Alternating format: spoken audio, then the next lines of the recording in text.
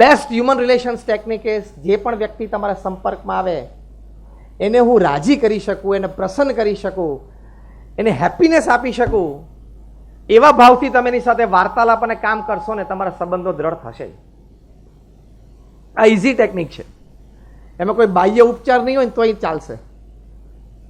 એની માટે જરૂર નથી કે તમે બ્રાન્ડેડ ક્લોથ્સ પહેરો અને બ્રાન્ડેડ ચશ્મા પહેરો. તમને ગમતા હોય, પોસાતો હોય તમે પહેરો, એની હું ના નથી પાડતો, પણ એ કોઈ રોલ નહીં ભજવે, કારણ કે બધા એવું જ પહેરે છે. રોલ શું ભજવશે? તમે કઈ ભાવનાથી એની સાથે વાત કરો છો, એ ભાવના એને એક્સપિરિયન્સ થશે, એને અનુભવ થશે. તમારા શબ્દો દ્વારા, તમારા વાર્તાલાપમાં, તમારા વ્યક્ત થવાની રીતમાં, એટીટ્યુડ્સમાં એ વ્યક્ત થશે અને તમારા માનવીય સંબંધો દ્રઢ થશે. બ્રાન્ડેડ ક્લોથ્સ પહેરવાથી કોઈ વ્યક્તિ બ્રાન્ડેડ થયો જ નથી.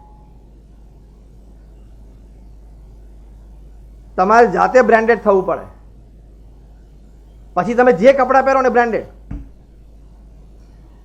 મહેન્દ્રસિંહ ધોની આપણા જેવો જ સૂટ પહેરેલો પણ 1.5 કરોડમાં વેચાણો, આવો જ હતો. તમે લોકો ઘણા પહેરીને બેઠા છો ને એવું જ, એ 1.5 કરોડમાં વેચાણો.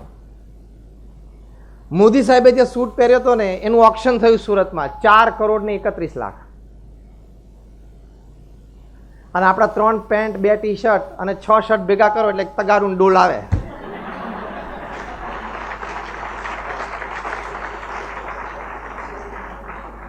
એ પેલા બપોરે લોકો ફરતા હોય છે ને, જૂના કપડા લઈ જાય અને ડોલને તગારું આપે, એટલું આવે, એમાં વધારે આવે નહીં. એ પાછા બ્રાન્ડેડ હોય. હા, કપડા એ કપડાં બ્રાન્ડેડ હોય ને તો એ જૂના કપડાં થાય એટલે લેવા આવે એટલે ડોલને તગારું આપે તમને. 6 પેન્ટ, 3 ટી શર્ટ, 2 શર્ટ ભેગા કરી. અને આ 2 જણા એ બ્રાન્ડેડ કપડાં નહોતા પહેર્યા પણ એ પોતે બ્રાન્ડેડ હતા ને એટલે કપડાં બ્રાન્ડેડ થઈ ગયા. That is your spiritual intelligence. Again, તમે બ્રાન્ડેડ કપડાં ને ચશ્મા ન પહેરે એવું નથી કહેતો. તમને ગમતા હોય, પોસાતા હોય, શોખ હોય તો પહેરો, પણ એની ઉપર તમે ડિપેન્ડન્ટ ના રહેતા. એના લીધે મારી પર્સનાલિટી સારી પડે. હું 30 વર્ષથી આ જ કપડાં પહેરું તો તમે મને બોલાયો કે નહીં? બોલો. તો એ સવારના પોરમાં 8 વાગે બધા ભેગા થઈ ગયા કે નહીં? You have to be branded. Rest everything gets branded. તમે સારા વ્યક્તિ બનો એટલે બાકીની બધી વ્યક્તિઓ, બાકી બધા તંત્ર એની જાતે ગોઠવાઈ જાય. સેલ્ફ અવેર રહેવાનું. આપણે બોલીએ, ચાલીએ, ઉઠીએ, બેસીએ, હરીએ, ફરીએ, એમાં અત્યંત સેલ્ફ અવેરનેસ. ત્રીજો એક સરસ સદગુણ છે, an ability to face and use suffering. જીવનમાં દુઃખ તો બનવાના. ત્રીજો મોટો ગુણ છે સ્પિરિચ્યુઅલ ઇન્ટેલિજન્સનો, જે તમારા બિઝનેસને ગ્રો કરશે, તમારા વ્યક્તિત્વને ગ્રો કરશે. દુઃખ આવે, કઠિન પરિસ્થિતિ આવે, એનો સામનો પણ કરવાનો, સહર્ષ સ્વીકારી પણ લેવાનું અને દુઃખનો ઉપયોગ કરતા પણ આવડવો જોઈએ. That is professionalism. ડિસ્ટર્બ નહીં થઈ જવાનું. લે તો બોલવાનું જ નહીં, શબ્દ ડિક્શનરીમાંથી જ કાઢી નાખવાનું. હાથમાંથી કપરાકાબી છૂટે તો કે મરી ગયા, એટલે આટલા આમ ના મરાય. કપરાકાબી છૂટે ને એમાં કોઈ મરતું નથી. મરે છે બહુ તો ચા ઢોળાય, પણ હાથમાંથી દિવસમાં 10 વખત મરી ગયા, પણ આવો એટીટ્યુડ શું કામ રાખે છે તું? An ability to face and use the suffering of life. તમે મહાપુરુષોનું જીવન ચરિત્ર વાંચો, ત્યારે BNI એક હેબિટ નાખો કે રોજ 10 પાના કોઈ સારા પુસ્તકના વાંચવાના, તો જ તમે BNI ના મેમ્બર સાર્થક, બાકી નહીં.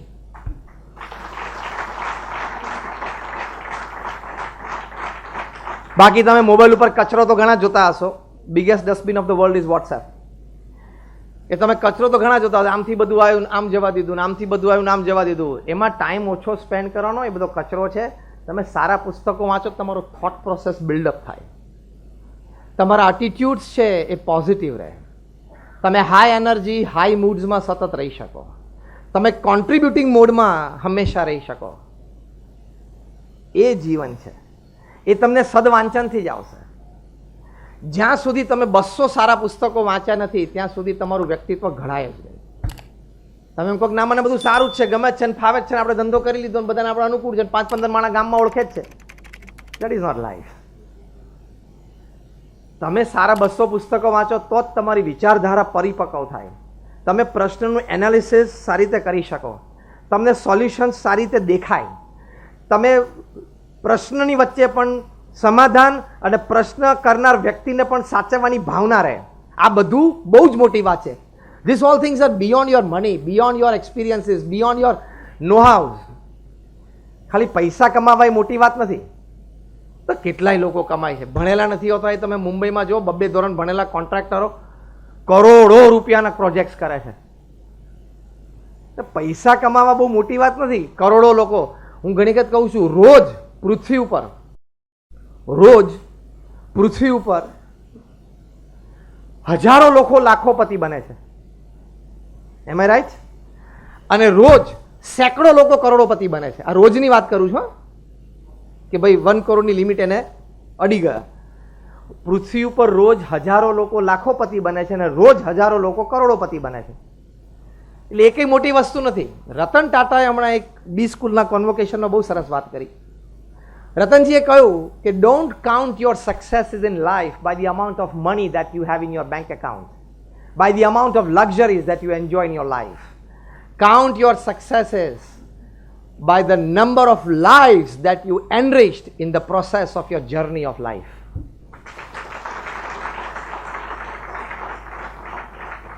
એ કરવાનું. ગઈકાલે એક કાર્યક્રમમાં મેં અહીંયા હતા, બિપિનભાઈ આયોજન કરેલું. એમાં સૌજીભાઈ ધોળકિયા આવ્યા હતા, હરિકૃષ્ણ એક્સપોર્ટ્સના ફાઉન્ડર ચેરમેન. એ જે રીતે બિઝનેસ કરે છે ને, તમે એક વખત એમને બોલાવજો અને એમની વાતો સાંભળજો. કર્મચારીઓ માટે શું કરે છે, કેવું કરે છે. આદર્શ વ્યક્તિ છે. 8000 કર્મચારીઓ છે. કંપનીનો એથિકલ લો છે. 8000માંથી એક પણ વ્યક્તિને વ્યસન નથી. તમાકુ ખાતો એને જોબ નહીં, અને જોબ લીધા પછી તમાકુ ખાતા પકડાય એટલે જોબમાંથી રેઝિગ્નેશન. અત્યાર સુધીમાં 4000 ગાડી અને ફ્લેટ એમના કર્મચારીઓને એમણે આપેલા છે. 4 વર્ષ પહેલા એક જ ફંક્શનમાં, એક જ સ્ટેજ ઉપરથી 400 કર્મચારીઓને બધાને એક એક ગાડી આપી. એટલે 400 ગાડીઓ આપી કર્મચારીઓને. શું વેલફેર માટે લોકો વિચારે છે. ખાલી પૈસા ભેગા કરવા, પૈસા કમાવા લાઈફ નથી. રતન ટાટા બોલે ને, how much you enrich other peoples life. બીજાની લાઈફ તમે કેટલી એનરીચ કરો છો એની ઉપર આધાર છે. એમના કર્મચારીઓના મા બાપને એ બધાને 15 દિવસ જાત્રાએ લઈ જાય. કોઈ પણ કર્મચારી મૃત્યુ પામે, ધારો કે 30 વર્ષનો કોઈ કર્મચારી હોય ઉંમરનો, ધારો કે એક્સિડન્ટમાં મૃત્યુ પામ્યો, પણ એ વખતે હરિકૃષ્ણનો એક કર્મચારી હોય, તો બાકીના 28 વર્ષ, 58 વર્ષની ઉંમર સુધી એના ઘરને ફૂલ પગાર પહોંચી જાય દર મહિને. આ કેવડી મોટી વાતો થઈ, કલ્પનાતીત. તો કહેવાની વાત એ છે કે તમે જાતે ગ્રો બધાને થવું છે, પણ along with that grow your organisation. તો તમે બફર તરીકે, એ લોકો તમારું બફર બનશે to face and use the suffering.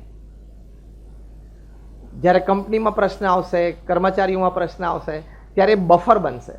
તમે એની માટે બિયોન્ડ જોબ કંઈક કર્યું હોય તો એ બિયોન્ડ જોબ તમારી માટે કંઈક કરે ને. બાકી તો પ્રોફેશનલ રિલેશનશિપ થયું. તો an ability to face and use the suffering of life.